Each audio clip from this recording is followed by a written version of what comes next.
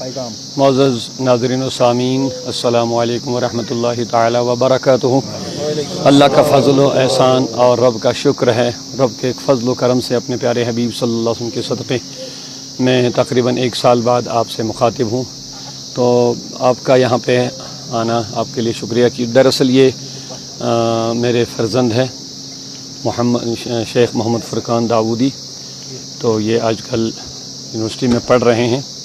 تو ان کی یہ ابتدائی کوشش کے طور پر انہوں نے جو کتاب لکھی ہے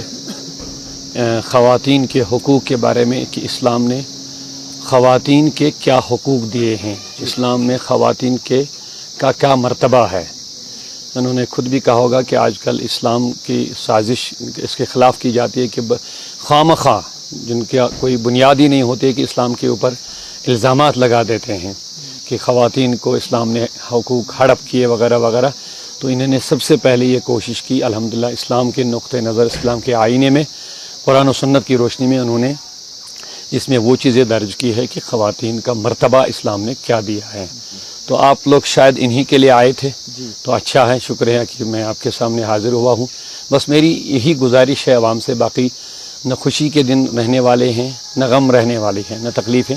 دنیا عارضی ہے اور یہاں ہر ایک چیز عارضی ہی ہے، اسی پر ہمارا یقین ہونا چاہیے۔ لیکن اللہ تبارک و تعالیٰ کے پیارے حبیب صلی اللہ علیہ وسلم نے ارشاد فرمائے الدنیا مزرعۃ الآخرہ،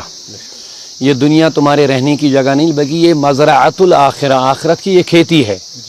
بس ایک لفظ میں، 2 لفظوں میں میرے نبی نے کتنا بڑا پیغام دیا کہ انسان تیرے دنیا میں رہنے کی اصل جگہ نہیں، یہاں آنے اس لیے آئے کہ آخرت کی تیاری کرو بس۔ تو اللہ کا شکر ہے، تو میں اس جو آپ کی یہ مختصر یہ مجلس ہے اس میں بس یہی پیغام میں دینا چاہتا ہوں۔ آج کل آپ دیکھتے ہیں کہ نوجوان طبقہ بہت بگڑتا جا رہا ہے، جس کا ہمیں انتہائی زیادہ افسوس ہے، اور یہ جو انتہائی تکلیف دہ بات ہے، تو اس پر ہمیں مل کر کے کام کرنا ہے کہ منشیات جو پھیل رہی ہے یہ وبا، اس سے بچنا ضروری ہے اور بچانا بھی ضروری ہے۔ صرف بچنا نہیں بلکہ اوروں کو بھی ہمارے اوپر بعثت داعی،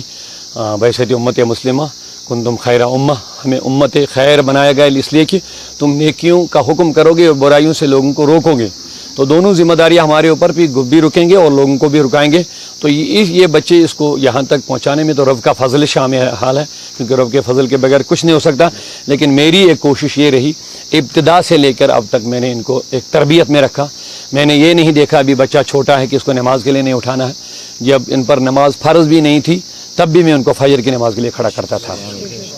اور جب میں بہت زیادہ بزی رہتا تھا حد سے زیادہ صبح سے لے کے شام تک، لیکن ان کی تعلیم و تربیت جو ابتدائی قرآن وغیرہ باقی چیزیں جو میں نے ان کو سمجھایا پڑھایا، اس میں نے کبھی کوتاہی نہیں کی ہے۔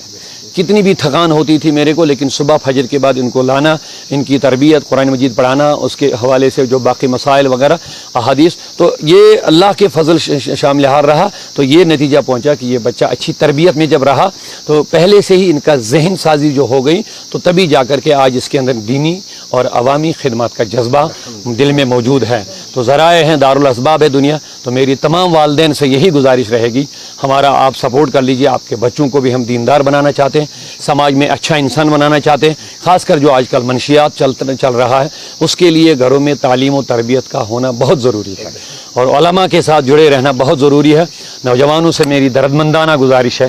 کہ وہ اس بری لت پت سے اپنے آپ کو بچائیں، یہ اچھی چیز نہیں ہے۔ منشیات نے کتنے خاندانوں کو تباہ کر دیا ہے، یہ ہمارے سامنے ہے سب کچھ۔ منشیات کے ذریعے سے کتنے رشتے ٹوٹ گئے ہیں، منشیات کے عادی ہو گئے، تو آج ان کی دولت ان کو کام نہیں آ رہی ہے، بلکہ رونے کے سوا ان کو کچھ نہیں مل رہا ہے۔ لہٰذا آپ بچوں کو سب کچھ تو دیتے ہو لیکن دینی تربیت ان کو نہیں دیتے ہیں۔ میری گزارش ہے ان کو تعلیم و تربیت دینے کی کوشش کر لیجئے، انشاءاللہ یہ سماج سے خود بخود ختم ہو جائے گا یہ چیز انشاءاللہ۔ اللہ تعالیٰ آپ کو جزائے خیر۔ السلام علیکم ورحمۃ اللہ وبرکاتہ۔ محترم ناظرین کرام، سب سے پہلے کتاب does Islam snatch anything from her, اس کا جو موضوع ہے وہ ہمیں صاف طور پر بتاتا ہے کہ کیا اسلام عورت سے کچھ چیز چھینتا ہے یا نہیں چھینتا ہے۔ اگر آپ کتاب کے آخری پنے پہ دیکھیں تو وہاں لکھا ہے کہ جو ہے Islam is not a religion of equality, it's a religion of equity. مطلب کہ اسلام جو ہے یہ نہیں کہتا کہ ہر کسی کو برابری کا حق دو، بلکہ کہتا ہے کہ جو جس حق کے لائق ہے اس کو وہ حق ملنا چاہیے۔ ابھی ہمارے ساتھ کوئی ڈاکٹر ہے، پھر کوئی ایسا انسان ہے جو بالکل جاہل ہے. ہم دونوں کو تو سیم عزت نہیں دے سکتے نا, الگ الگ عزت دینی ہے دونوں کو. اسی لیے آقا کریم صلی اللہ تعالیٰ علیہ وسلم کی ایک حدیث ہے, فرماتے ہیں کہ اعدلوا بین اولادکم, اپنے اولادوں میں جو ہے آپ برابری کا جو ہے عدل کرو.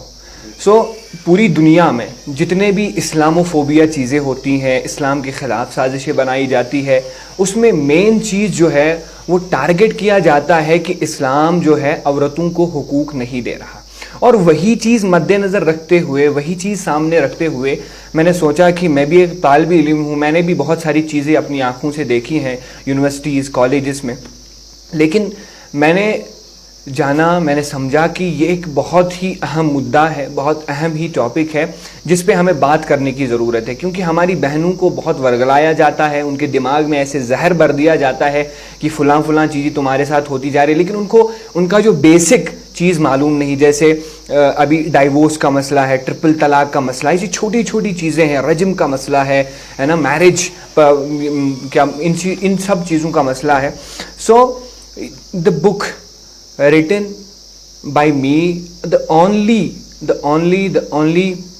جو اس کا مقصد ہے, that is to aware my sisters, aware all امت مسلمہ that what are the basic things that we are unaware about of. اور اس کتاب میں الحمدللہ بہت سارے ایسے میرے ٹیچرز ہیں, بہت سارے, سب سے پہلے جو پورا کریڈٹ جاتا ہے, میں ہمیشہ کہتا ہوں کہ والد صاحب ہیں جن کو یہ پورا کریڈٹ جاتا ہے. بچپن سے انہوں نے مجھے گروم اپ کیا ہے, جیسے سنبھالا ہے, جیسے پالا ہے, جیسے میری تربیت کی ہے, اسی کا یہ سب پورا جو پھل ہے. اس کے بعد میرا ایک ٹیچر ہے عارف سر ہیں, انہوں نے بچپن سے مجھے پڑھایا ہے, انگلش پڑھایا ہے, یہ ساری چھوٹی چھوٹی چیزیں پڑھائی ہے. انہوں نے اس کتاب کا فارورڈ بھی لکھا ہے, انہوں نے رہنمائی فرمائی. ہمارے مفتی الفت صاحب ہے, یوسف رضا مصباحی صاحب ہے, بہت سارے ایسے عالم ہیں جنہوں نے وقتاً فوقتاً جب بھی ضرورت پڑی اس کتاب میں فقہی مسئلے کیا کچھ بھی ہمیشہ الحمدللہ مجھے سمجھایا ہے.